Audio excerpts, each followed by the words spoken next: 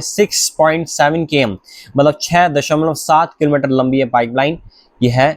और रफा तक अल-मवासी का जो इलाका है, रफा तक ये पूरा मतलब जो इलाका है साउथ गज़ा का ये इलाका लगता है। यहाँ पर पहले ही जो शुरुआती जो वॉर हुआ है गज़ा का हमास के साथ में, बहुत ख़तरनाक तरीके से इस इलाके को पूरी तरीके से बर्बाद कर दिया है। लेकिन अब कहीं जाकर अब उम्मीद की एक किरण जगी है कि हाँ भाई लोगों को कुछ राहत मिल सकेगी। तीसरी खबर यहाँ पर सामने ये है कि farmer UK prime minister Tony Blair attended a White House meeting led by Donald Trump and Jared Kushner to discuss Gaza's future, मतलब गजा के फ्यूचर के बारे में डिस्कस करने के लिए जो यूके के प्राइम मिनिस्टर हैं, यूके के former prime minister Tony Blair और डोनाल्ड ट्रंप के जो दामाद हैं यानी उनके एक्स एडवाइजर जरेड कुशनर के साथ में एक मीटिंग हुई है। और मीटिंग किस चीज़ के बारे में हुई है? मीटिंग हुई है गजा के फ्यूचर के बारे में।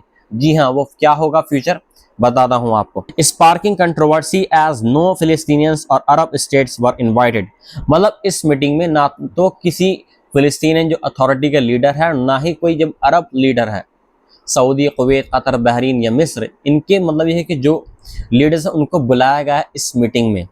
जी हाँ, The talks reportedly revived Trump and Kushner's earlier idea of turning Gaza into a US-controlled Riviera, a plan widely condemned as a blueprint for ethnic cleansing, since it envisages depopulation. मतलब ये है कि जरेड Kushner और Trump ये पहले का ये इनका आइडिया था, जरेड कुशनर का और जो दामाद है ट्रम्प का और ट्रम्प का, दोनों का ये मिलकर ये आइडिया था कि मतलब ये है कि गजा के ऊपर अमेरिका का कंट्रोल हो और वहाँ पर एक बहुत बड़े तरीके से मतलब ये कि टूरिस्ट डेस्टिनेशन बनाया जाए मिडल ईस्ट का। ये plan widely condemned as a blueprint for ethnic cleaning, और इस ये जो प्लान है इसकी बहुत मतलब ये कंडेमनेशन हुई थी। जो दूसरी और कंट्रीज उन्होंने बहुत ज़्यादा तरीके से इसको कंडेम किया था। सबसे जो ज़्यादा कंडेमनेशन करी थी वो अरब ममालिक मुल्कों ने की थी।